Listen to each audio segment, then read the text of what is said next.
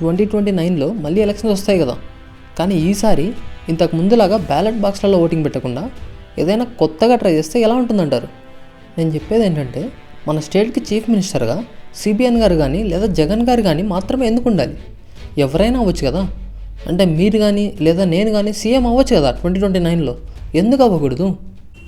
మన అందరి పేర్లు పేపర్ స్లిప్ల మీద రాసి ర్యాండమ్గా ఒక చిట్టి తీసి అందులో ఎవరి పేరైతే వస్తుందో వాళ్ళే మన స్టేట్కి చీఫ్ మినిస్టర్ అంటే ఎలా ఉంటుంది? అంతెందుకు, మన దేశానికి ప్రైమ్ మినిస్టర్గా కూడా ఇలా చిట్టీల్లో ఎవరి పేరు వస్తే వాళ్ళే అంటే ఎలా ఉంటుంది? వీడేదో కథలు చెప్తున్నాడు అనుకుంటున్నారా? లేదండి, ఇదంతా హిస్టరీలో నిజంగా జరిగిన విషయమే. అప్పట్లో నిజంగానే అందరి పేర్లు చిట్టీలో రాసి ర్యాండమ్గా ఎవరి చిట్టి వస్తే వాళ్ళే లీడర్. సోక్రటీస్ అనే పేరు మీరంతా వినే ఉంటారు కదా. అతనికి మరణశిక్ష పడిందని కూడా మనందరికీ తెలుసు. కానీ అతనికి మరణశిక్ష వేయాలని కూడా ఇలాంటి ఒక వింతైన ఓటింగ్ సిస్టమ్ ద్వారానే నిర్ణయించారు. ఆ విషయం తెలుసా?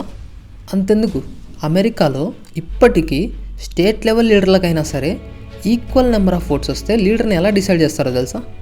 కాయిన్ టాస్ వేసి. ఇంకా కొన్ని సంఘటనల్లో అయితే కోడిగుడ్డుతో కూడా లీడర్ ఎవరా అని నిర్ణయించారు.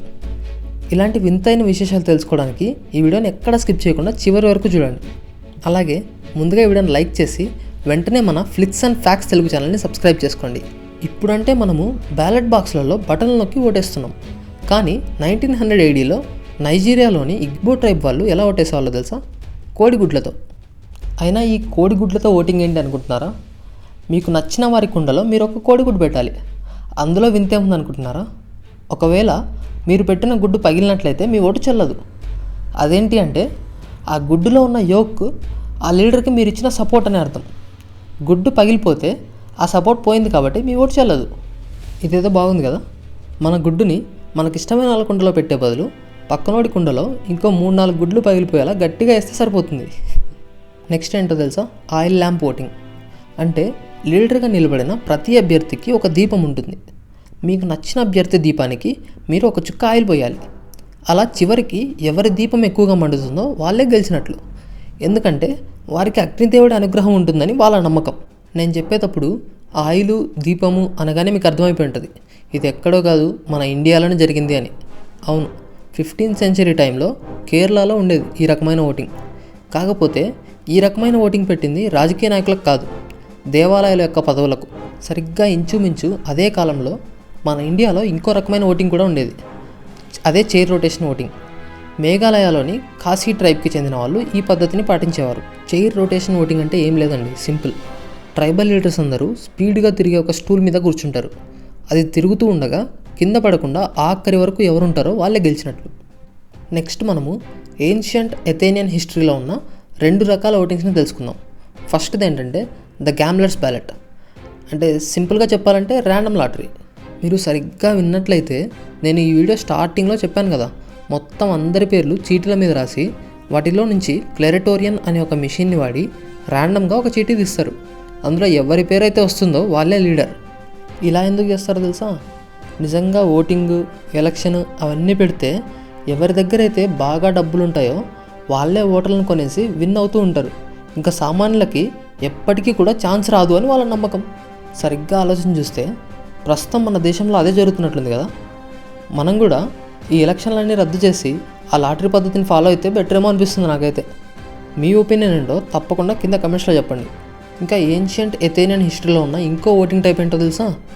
క్రిమినల్స్కి శిక్ష వెయ్యాలా వద్దా అని కూడా ఓటు వేసే నిర్ణయించేవాళ్ళు.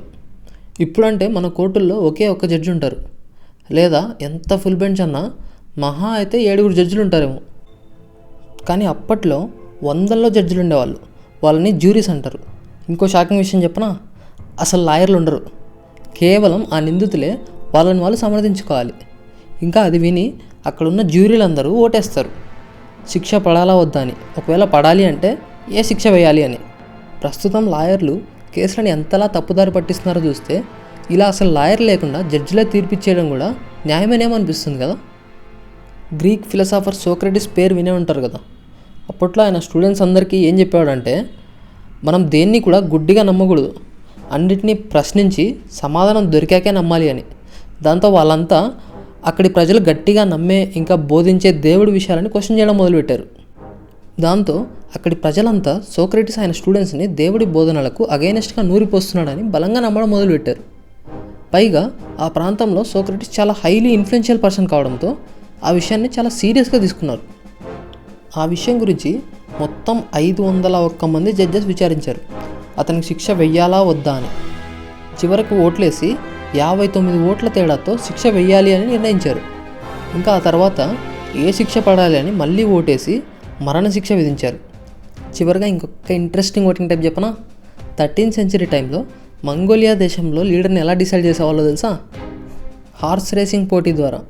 అంటే సింపుల్, ప్రతి అభ్యర్థి ఒక గుర్రాన్ని ఎంచుకోవాలి. ఎవరి గుర్రం అయితే గెలుస్తుందో వాళ్ళే లీడర్. ఎందుకో తెలుసా? ఎవరి గుర్రం అయితే అత్యంత వేగంగా ఉందో వారికి ఆ భగవంతుడి ఆశీర్వాదం ఉందని వాళ్ళ నమ్మకం.